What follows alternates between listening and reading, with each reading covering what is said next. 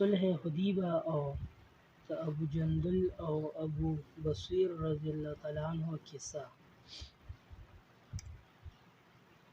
سن 6 هجری کې نبی اکرم صلی الله علیه و وسلم د عمرې په اراده مکه مکرمه ته تشریف وړو. د مکې کافران په دې خبر شو او هغوی دا خبره خپل سپکاوی وګڼله.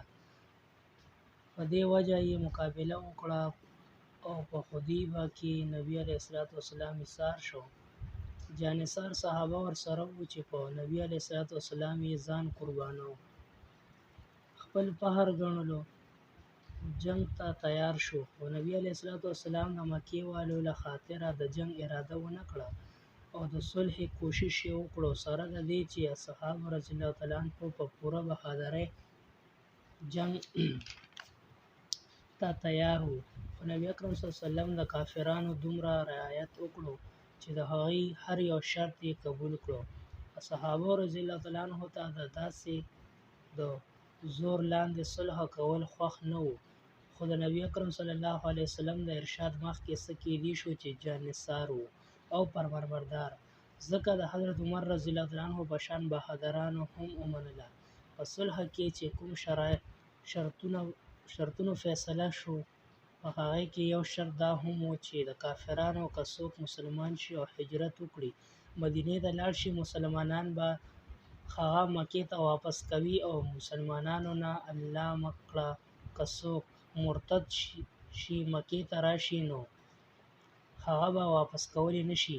دا صلحنامه لا پوره لیکل شوې نه وه چې حضرت ابو جندل رضی الله تعالی عنه یو صحابي و چې د اسلام راوړلو په وجه یې قسمه قسم تکلیفونه تیرول او په زنځیرونو کې یې تړلی و. په دې حالت کې ورځېدو راپرېوتو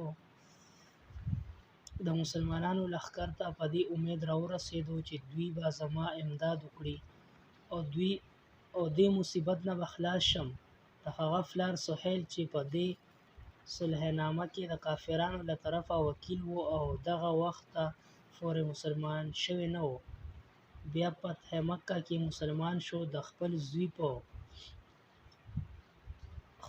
په څپېړو ووهه او په واپس بوتلو یې اصرار وکړ. نبي علیه الصلاة والسلام ارشاد وفرمایه چې لا تراوسه صلحنامه لیکل شوې هم نه ده، نو پابندي د څه خبرې.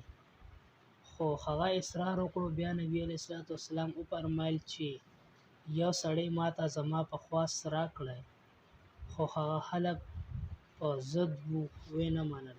ابو جندل مسلمانانو ته چغې ووهلې، فریاد یې وکړ چې زه مسلمان شوی یم او راغلی یم، څومره مصیبتونه مې اوچت کړل، اوس زه واپس کولی شم.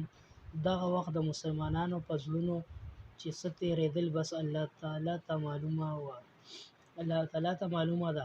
د نبي علیه الصلاة والسلام په ارشاد د سره واپس شو. نبي علیه الصلاة والسلام ورته تسلي ورکړه او د صبر کولو حکم یې ورکړ او ویې فرمایل چې زر به الله جل شانه ستا دپاره لار راوباسي. د صلحنامې مکمل کېدو نه پس یو بل صحابي ابو بصیر رضی الله تعالی عنه هم مسلمان شو او مدینې منورې ته راورسېدو.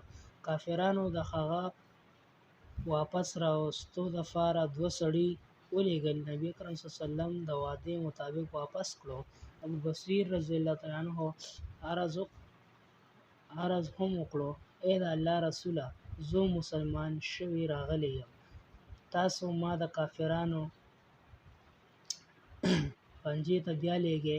نبي علیه الصلاة والسلام ده ته هم د صبر کولو ارشاد وفرمایه او ویې فرمایل چې انشاءالله ډېر ژر به ستا دپاره لار راپرانستې شي.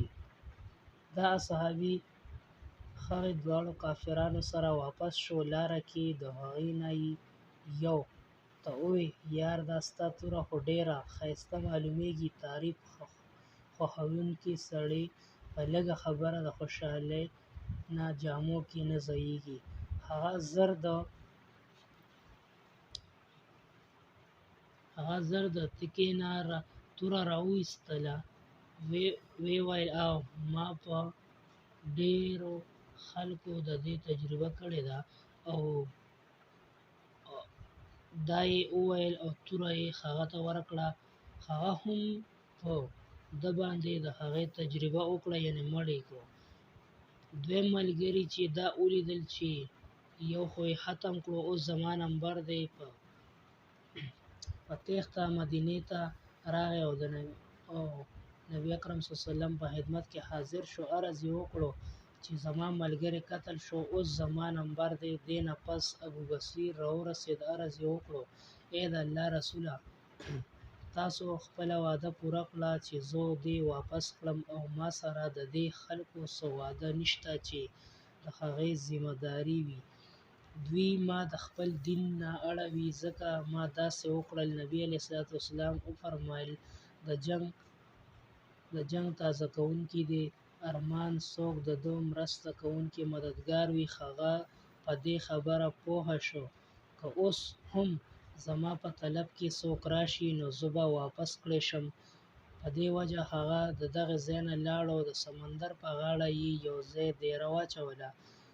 د مکې خلکو ته د دې کیسې حال معلوم شو، نو ابو جندل رضی الله عنه هم چې د هغه کیسه اوس تېره شوه، په پټه هغه ځای ته ورسېد. دغسې چې څوک به مسلمانېده هغه به دوی سره ملاوېده. څو ورځو کې دا مختصر ټولګی جوړ شو. ځنګل کې دغلته نه د خوراک څه انتظام، نه هلته څه باغونه او ابادي وي چې په دې خلکو به څه تېر شوي وي. هغه خو الله تعالی ته معلومه ده، خو د کومو ظلم نه چې دوی پریشان شوي وو او تښتېدلي وو، د هغې لاره یې بنده کړه. کومه قافله چې به اخوا تله، هغې سره به یې مقابله او جنګ کولو، تر دې چې کافران پریشانه شول. د نبي علیه الصلاة والسلام په خدمت کې یې سړی ولېږه، د الله تعالی او د خپل ولي واسطه یې ورکړه. په عاجزۍ او په منت یې ورته عرض وکړو چې دا بې سره ټولګی خپل ځان ته راوبله، چې دوی خو هم په معاهده کې داخل شي او زموږ دپاره د تلو راتلو لاره پرانستې شي. لیکي چې د نبي علیه الصلاة والسلام اجازتنامه کله چې دې حضراتو ته ورسېده، نو ابو بصیر رضی الله عنه د مرګ په حالت کې و. د نبي علیه الصلاة والسلام خط یې په لاس کې و چې په دې حالت کې وفات شو. پیدا کې لیکي سړی که چېرې په خپل دین کې پوخ وي، په شرط د دې چې دین هم ریښتونی وي، نو لوی نه لوی طاقت هغه نشي اړولی، او د مسلمان د مدد کولو خو د الله تعالی وعده ده، په شرط د دې چې هغه مسلمان وي.